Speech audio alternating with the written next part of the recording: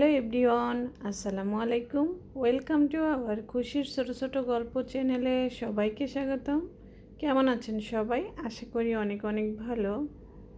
Share করছি একটি নাস্তা রেসিপি। এটা দেখতে যেরকম সুন্দর, খেতেও কিন্তু ভীষণই মজার। বিশেষ করে বাচ্চারা অনেক বেশি পছন্দ করবে। আপনারা চাইলে বাচ্চাদের টিফিনেও দিয়ে দিতে পারেন। নাস্তাটি একবার বানিয়ে সারা সপ্তাহ জুড়ে খাওয়া যেতে পারে। মাত্র 2টি ডিম আর আটা দিয়ে এই নাস্তাটি ঝটপট বানিয়ে নিতে পারেন। তাহলে চলুন রেসিপিটা দেখে নিই কীভাবে বানাতে হবে। প্রথমে আমি এখানে 2টি ডিম নিয়ে নিচ্ছি। ডিমগুলো যদি ফ্রিজে থাকে অবশ্যই 30 মিনিট আগে বের করে রাখতে হবে। এবার দিয়ে দিচ্ছি হাফ কাপ চিনি।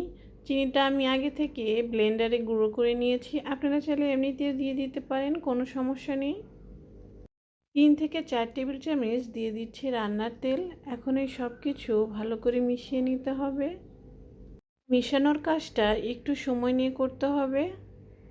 আপনাদের কাছে যদি বিটার থাকে তাহলে সেক্ষেত্রেও করে নিতে পারেন বিটার দিয়ে, কোনো সমস্যা নেই।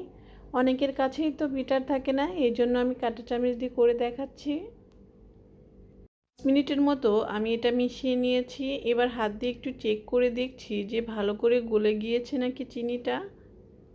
একটি ছাঁকনি নিয়ে নিচ্ছি, দিয়ে দিচ্ছি 2 কাপ আটা বা ময়দা। কাছে যেটা থাকবে সেটাই দিয়ে দিতে পারেন, কোনো সমস্যা নেই। দিয়ে দিতে হবে 1 টেবিল চামচের মতো বেকিং পাউডার। দিয়ে সব কিছু ভালো করে চেলে নিতে হবে। এটা যদি চেলে নেন তাহলে রেজাল্টটা অনেক বেশি ভালো হবে, তাহলে আর লামস হয়ে থাকবে না। আর আমি ভালো করে চেলে নিচ্ছি। আশা করি দেখেই বুঝতে পারছেন আমি কিভাবে করছি। ভালো করে মিশিয়ে নিতে হবে।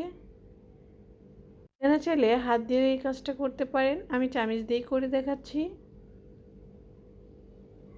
এখানে কিন্তু কোনো পানি ব্যবহার করা যাবে না।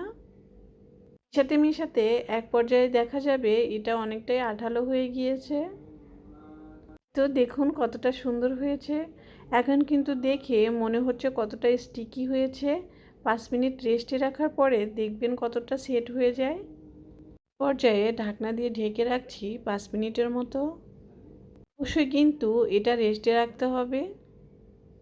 ও রেস্টে দিয়ে এখন আমি চুলায় চলে যাচ্ছি। দিয়ে দিচ্ছি একটি প্যান ভাজার জন্য, আর তেল দিয়ে দিব।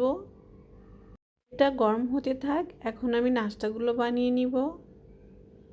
এখন 5 মিনিট পর কতটা ডোটা সেট হয়ে গিয়েছে দেখে কিন্তু বুঝতে পারছেন আগের মতো অত স্টিকি নেই।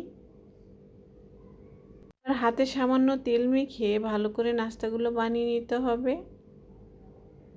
যেরকম ইচ্ছে সেরকম করেই বানিয়ে নিতে পারেন। আমি এখানে মিষ্টির মতো লম্বাটে করে বানিয়ে নিব, দেখতে একটু সুন্দর লাগে।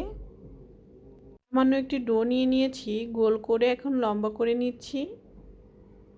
নাস্তাগুলো কিন্তু বানিয়ে রেখে দেওয়া যাবে না, সাথে সাথে দিয়ে দিতে হবে। একটা একটা করে বানাতে হবে আর তেলে ছেড়ে দিতে হবে। একইভাবে সবগুলো আমি বানিয়ে নিয়েছি। এই নাস্তাগুলো গোল্ডেন করে ভেজে নিতে হবে। নাস্তাটা কিন্তু খুবই মজার হয় খেতে, বাসায় একদিন হলেও ট্রাই করে দেখতে পারেন। আশা করি আপনাদের কাছে আজকের রেসিপি অনেক বেশি ভালো লাগবে।